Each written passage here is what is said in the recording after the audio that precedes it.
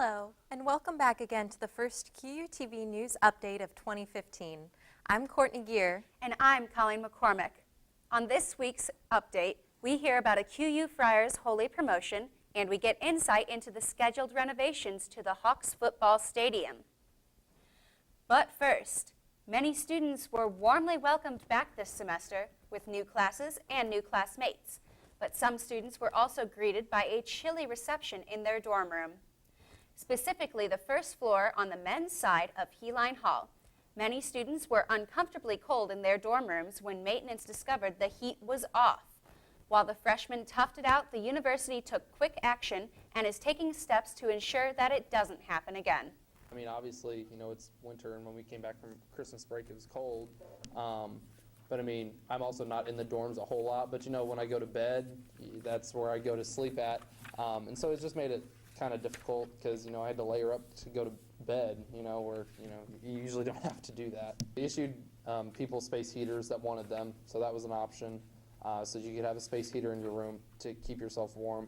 I didn't get one. I just wasn't around when they were passing them out or what. But what they did is they brought a big tube basically from the basement up to the floor, and it was blowing hot air, which was nice, but it was only in the hallway. And, unless you sit there for a couple hours with your door propped open, you're not going to get that heat in your room. Right. Our facilities management is actually evaluating that right now to see what we can do to prevent this from happening in the future. Unfortunately, something like a motherboard, it's hard to prepare for that to go down, but we are evaluating what we can do to make sure that this doesn't happen again in the future. This past Monday, we were off of school in remembrance of Dr. Martin Luther King Jr., but the celebrations are continuing this weekend for QU students. On January 23rd, plan on attending the MLK celebration with keynote speaker Mel Robertson. The QU group's Voices of Praise and Guidance will also be performing. On the 24th, many students will be participating in the MLK Day of Service. Students will get to provide service to local businesses and get service learning hours as well.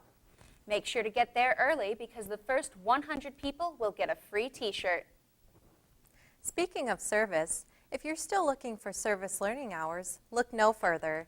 There are still many opportunities this semester to complete your requirements for graduation. There are 5 mission trips available this semester. New Orleans, Memphis, and Milwaukee trips are scheduled for over spring break. Trips to Montgomery, Alabama, and St. Paul, Minnesota are at the end of the year. A fee of between $200 and $250 is required for sign-up, but scholarships are available to help cover some of the costs. Aside from mission trips, students can also take part in Service Learning Saturdays, as well as other opportunities. Also available this semester, an event with Kuwanda on January 21st, continued work with Horizon Soup Kitchen Monday through Friday, and volunteer work with Catholic Charities Wednesdays and Fridays is also available. This semester's first orientation is January 26th at either 3:30 p.m. or 9 p.m. in Francis Hall, room 207.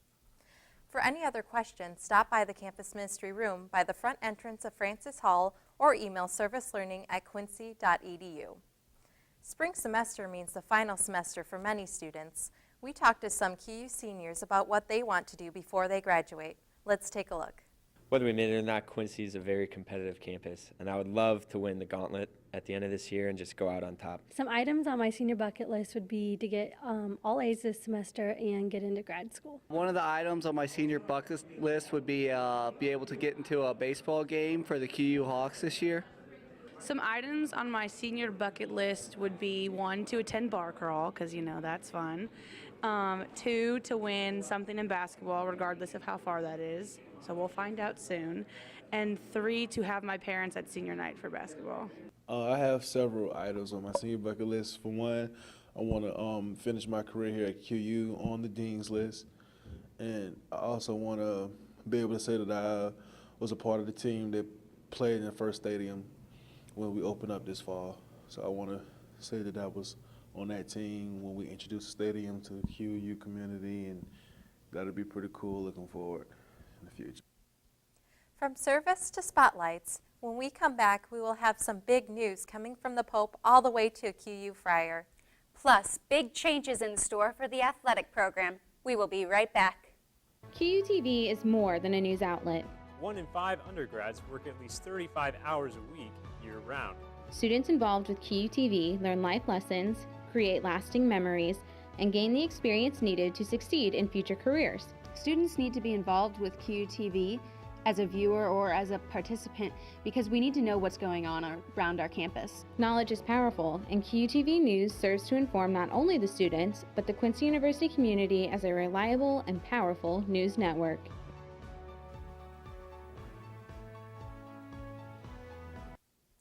Welcome back. Last month, Quincy University announced massive renovations to QU Stadium.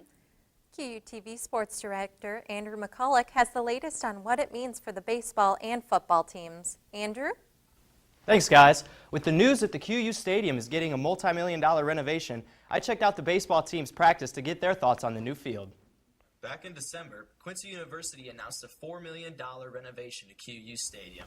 The updated stadium will begin hosting QU football and baseball games in the fall of 2015. Upgrades to the stadium include synthetic turf, new bleachers, and new locker rooms. Renovations are currently underway, and the baseball team is excited about playing on a new field. I think it's going to be awesome. I mean, having the turf is going to be a great benefit. Being able to practice here in the soccer field helps a lot, and that will prepare us for the renovations that we have. Being able to practice on turf and then having turf is going to be great instead of going from turf to the dirt. But the benefits don't only extend to QU's baseball team. Head coach Josh Rabe is excited for what the new stadium will do for all QU athletics. Don't have to bother Coach Carpenter and Coach Musso to come out here in the soccer field to get outside, and we'd be actually on our baseball field. We can it's a facility where we don't have to worry about weather anymore, and we can worry about being baseball players and baseball coaches. All right, and while you were on winter break, QU men's and women's basketball teams are putting in hard work on the court. Let's check out some highlights from the men's basketball game against Missouri St. Louis.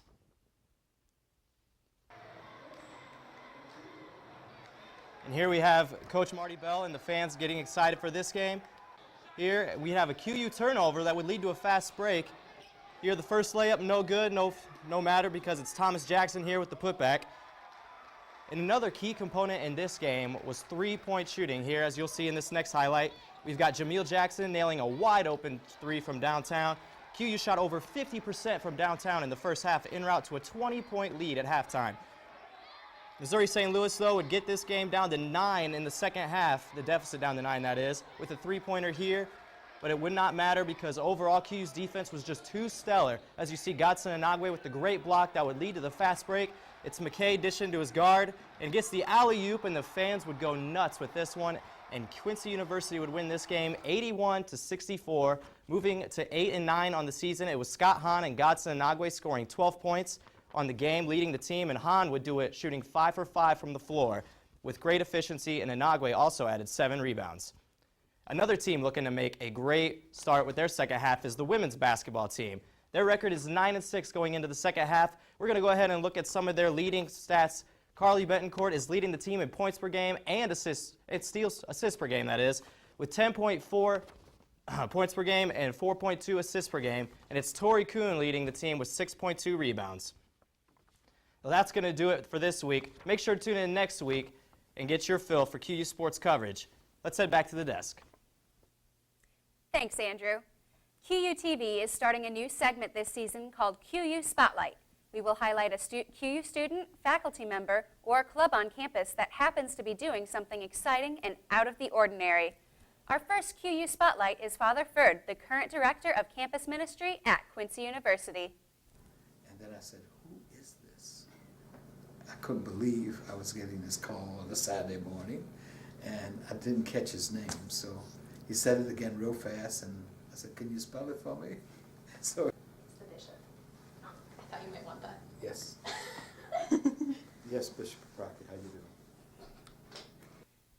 During our interview, Father Ferd received a phone call from his future boss, the Archbishop of New Orleans. At the beginning of this semester, it was announced that Father Ferd was named to be the Auxiliary Bishop of New Orleans by Pope Francis. He will be the second in command of the Archdiocese and help with sacraments as well as administrative duties that the Diocese of New Orleans deals with. Not only was it a shock for our community, but it was a shock for him as well. And then I said, who is this? couldn't believe I was getting this call on a Saturday morning, and I didn't catch his name, so he said it again real fast, and I said, "Can you spell it for me?" So he spelled it. It was comical. Father Ferd will be in Quincy until the beginning of March. However, he still plans on being involved in this year's spring break mission trip to New Orleans. His ordination is Monday, March 23rd. Plans are in the works to organize a QU bus to the event if students wish to attend. That's all for this week's QU TV News Update. Remember, as always, to tune in online, on Facebook, or on Channel 97 on campus for more news anytime. For the entire QU TV team, I'm Colleen McCormick. And I'm Courtney Gear. Until next time, thanks for watching, and we will see you again next week.